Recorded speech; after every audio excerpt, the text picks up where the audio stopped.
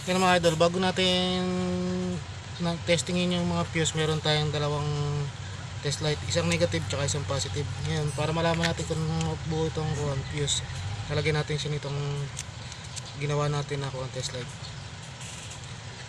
Pag umilaw na dalawa yan, ibig sabihin buo yan. Ganyan lang pagte-testing ng fuse. Itong fuse link na maliit nya, ganyan lang kung paano natin testingin yan.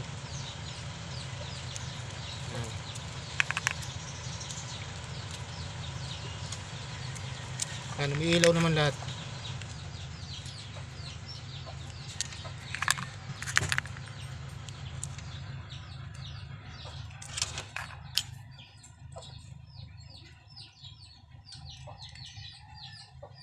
Yan o, may ilaw naman siya lahat.